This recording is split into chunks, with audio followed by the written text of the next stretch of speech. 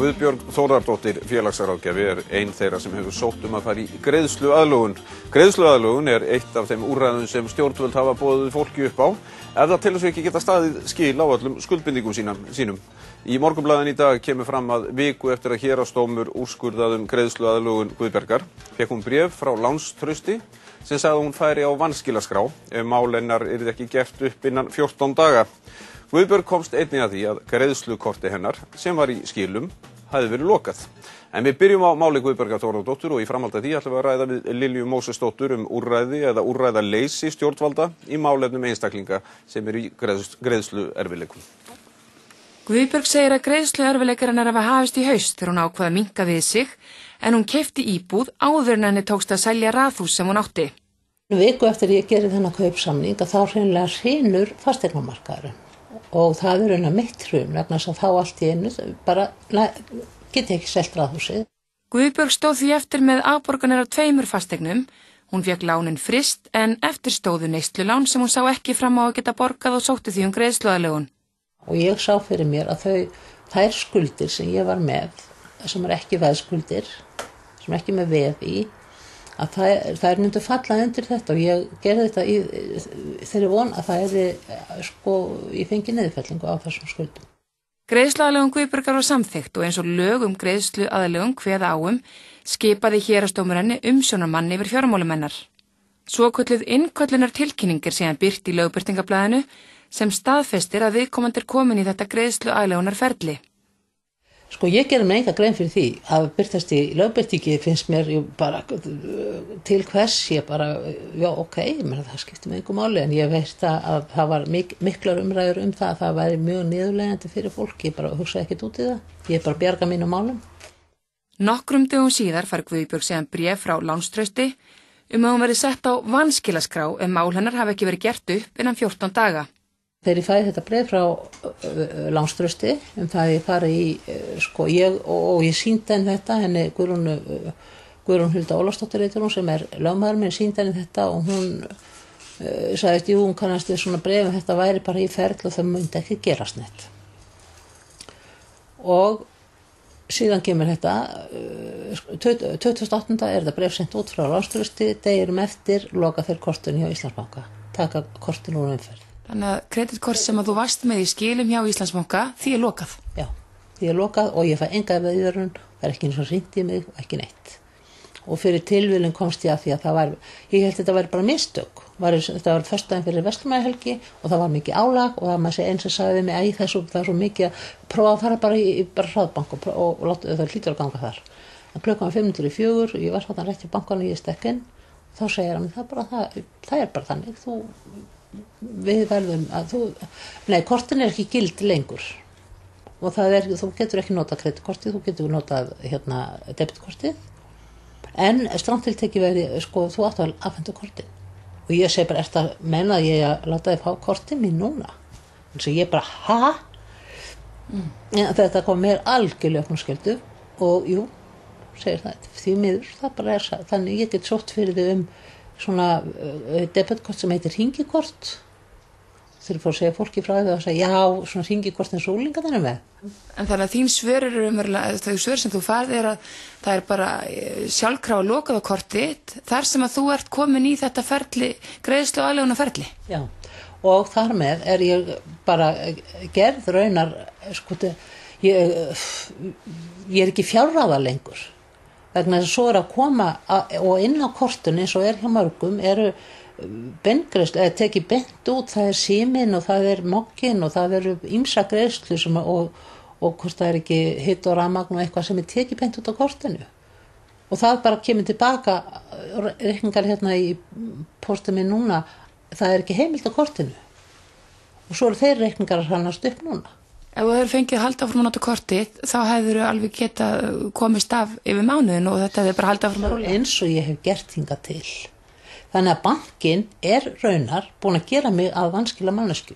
Ég get ekki borgað núna síman, mokkan, rafmagnið, hitan, ég hef ekki peninga. Ég bara 50.000 fram til mánaðamóta. Og þessar 50.000 krónur, segir Guðbjörg, hafa fengið eftir að umsjónarmaður hennar hafði samband við bankann. Ég hef alltaf staðið í skilum í fjármálum og hef tók engan veginn þátt í neinu neyslufyllir eða hvað að kalla þarna 2007. Það var bara, ég á gamla bílnum mínum og ég bara ekki keypt mér neitt. Ég bara öryrki og bara með laun og örorkubótum. Ég staðið í skilum, lenti þarna í ömurlegri stöðu fyrir sumar og fram á haustið. Þegar ég var búin að frysta lánin þá gat ég rúlað. En það voru þessar skuldir þarna bara eftir, neysluskuldir. Og Guðbjörgu finnst hún hafa upplifað mikla niðurlægingu í þessu ferli og í samskiptum sínum við bankann. Yfirvöld verða að gefa bönkum einhvers konar vinnureglur hvernig á að taka á fólki sem í greiðsluaðlögun. Það sem er verið að gerast núna, það er verið að taka fólki eins og þessi gjaldþrota. Eins og í minni tilfelli, ég ekki gjaldþrota. Ég að sækja greiðsluaðlögun. Og þar með, að því að bankinn tekur á mig sér gjaldþrota, þá missi ég fjárhæðin.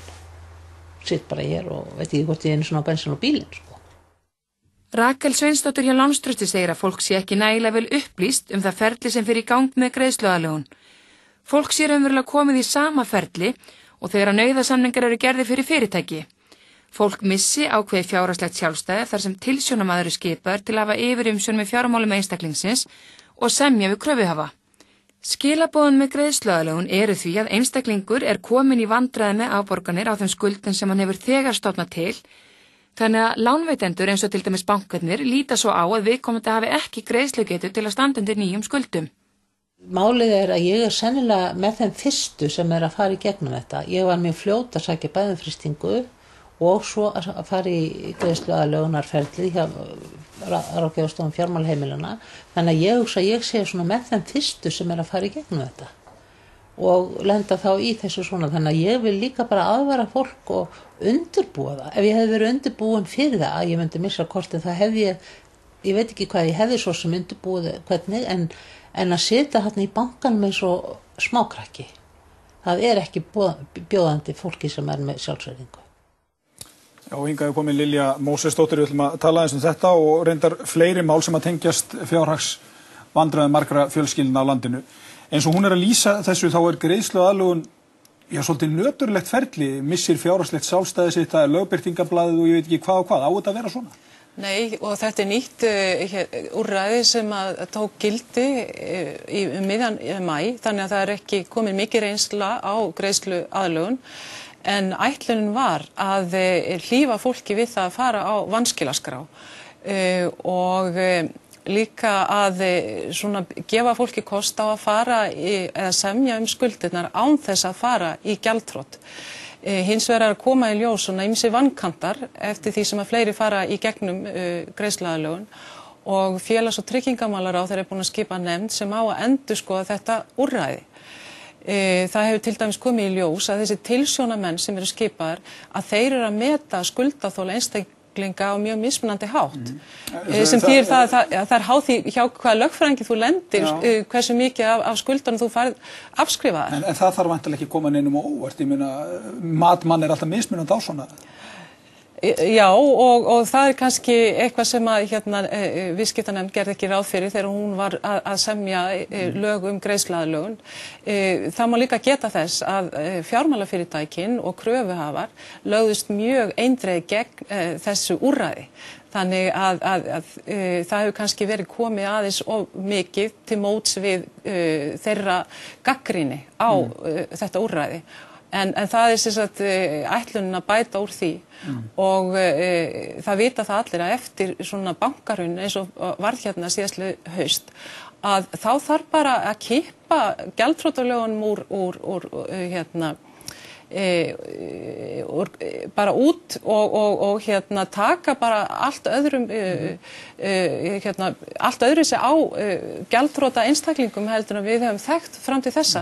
Þetta eru ráðleggingar hagfræðinga sem hafa kynnt sér afleiðingar bankahruns. En er ekki svolítið svona sérkennilegt vegna þess að flokkarnir sem að mynda þessa ríkisstjórn þeir hömpuðu þessu úrræði rosalega mikið fyrir kosningarnar og þetta var svona svolítið stóra úrlausnarmálið í fjárhagsmálum fjölskyldunar og svo er þetta útkoman?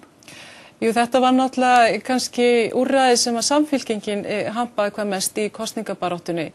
Við í Vinstri-hreyfingunni grænu framboði, við lögðum áherslu á að það yrði leitað annara úrræða, sérstaklega að skoða hvort það væri hægt að grípa til almennra úrræða. Þannig að allir myndu njóta góðs af þeim. Já, þú hefur náttúrulega talað svolítið fyrir því öllu, en við heyrðum bara til dæmis í Árna Páli félagsmálaráðherra í fréttunum núna og þar var hann hnykkja því sem hann hefur áður sagt að hann vill ekki almennar aðgerðir, það er bara ekki hægt að fara þá leið og þá frekar að afskrifa skuldir hjá þeim sem að geta ekki greitt og miða við það að menn séu ekki með neikvæða eiginfjárstöðu í húseignunum sínum. Já, ég svo sem sammála því eftir því sem við býðum lengur með að fara út í almenna aðgerð, þeim minna svigrúm verður. Það er minna svigrúm núna til þess að grípa til almennrar aðgerðar hvað varðarlega leiðrétta skuldir heimilana eftir til dæmis Icesave-samningin heldur fyrir. En það sem ég hef áhyggjur af er að ef við grípum ekki til aðgerðar sem að leiðrétta skuldir allra heimila, að þá verður engin sátt hérna endurreisnina vegna þess að stór hluti heimila, 80.000 heimili er með fasteignalán. Það er talið að 85% heimila á Íslandi séu með eigið húsnæði á meðan að þetta hlutfall er ekki nema 30% í Svíþjóð því þar er leigumarkaður miklu stærri.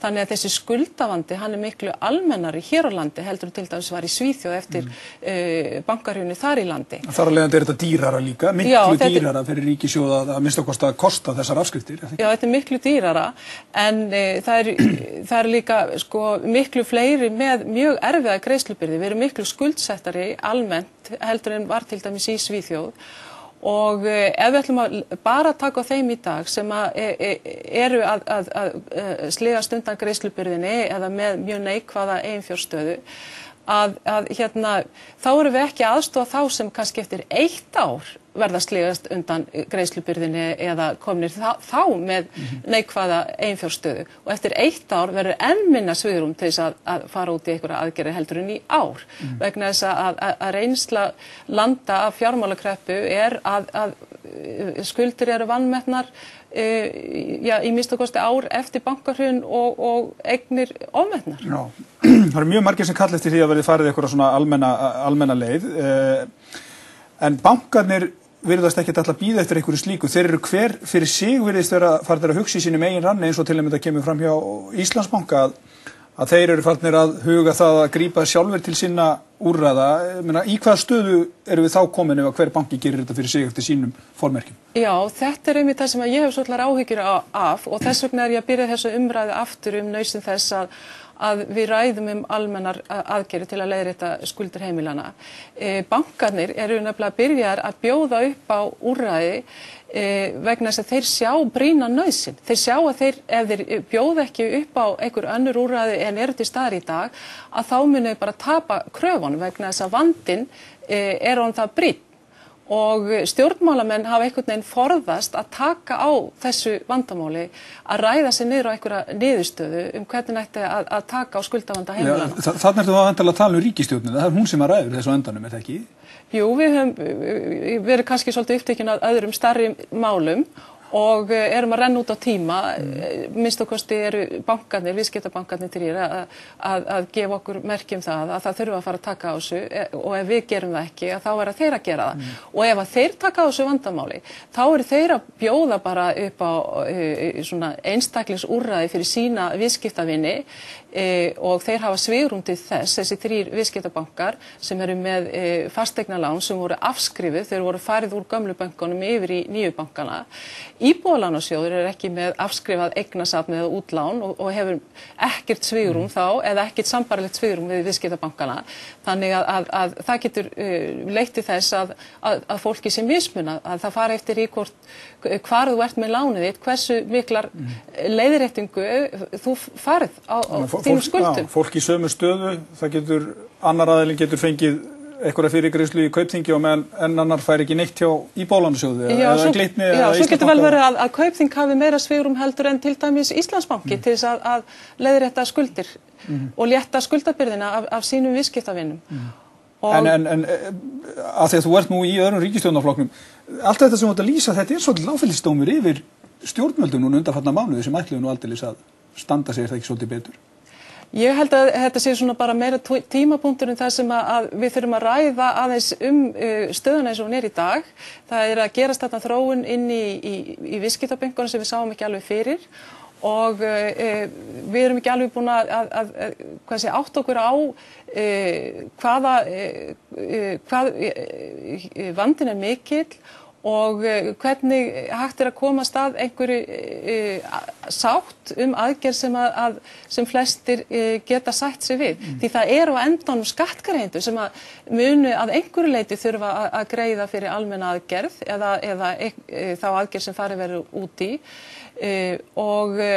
en það má heldur ekki gleyma því að aðgerðin, sérstaklega ef farið verður út í almenna aðgerð, hún mun fjármagna sig að vissu leyti sjálf vegna þess að þú ert að koma í veg fyrir að tapa allri kröfunni eða að öll skuldin hjá fólki sem ekki treysti sér til að halda áfram að borga af henni falli á ríkissjóð og líka að með því að afskrifa eða lækka höfuðstólinn að þá ertu að veita fólki svigrúm til þess að fara að kaupa sér jafnvel stærra húsnæði eða kaupa sér vöru og þjónustu út í atvinnulífinu. Þessu tengt vegna þess að þú og fleiri reyndar, það eru þarna aðrir úr VG og Þór Sari og Birgitta Jónsdóttir úr Borgarhreyfingunni og Eygló Harðardóttir úr Framsókn, þið lögðuð fram tillögu á þinginu það að það yrði gætt svolítið að því að lánveitendur húsnæðislána, bankar eða íbúðalánasjóður eða hverju sem að þeir geti ekki í raun og veru gengið að öðru heldur en húseigninni ef að fólk lendir í vandræðum. Já, þetta þá úrræði fyrir fólk sem bara að lenda í gjaldþroti og gagnast þá fyrst og fremst þeim sem eru komni með neikvæða eiginfjárstöðu eða þá sem sagt að sligast undan greiðslubyrðinni og vilja sem sagt bara losa sig út úr vandamálinu. Þeir vilja bara skila lyklunum? Já, bara skila lyklunum. Þetta og jafnvel þá bara fara og leigja í staðinn húsnæði heldur en að standa í því að ná ekki endum saman hver mánaðamót. Þeir sem hafa greitt eitthvað inn á sín fasteignalán, þeir hafa síður tilhneigingu til að nýta sér þetta úrræði því þeir náttúrulega tapa þá þeim greiðslum. Og þetta úrræði til á Spáni og margir íslenskir sumarbústaðaeigendur hafa nýtt sér það, sérstaklega ef þeir voru nýbúin að kaupa sumarbústað á Spáni og skila bara sérst upp inn lyklunum og bankinn tekur bara húsið tilbaka. Já, og eru kvittir, sérst þurfa ekki að hugsa það neitt meir og þetta á svona að koma í veg fyrir það að skuldara séu hundeldir í áratugi eftir að þeir lenda í gjaldþroti.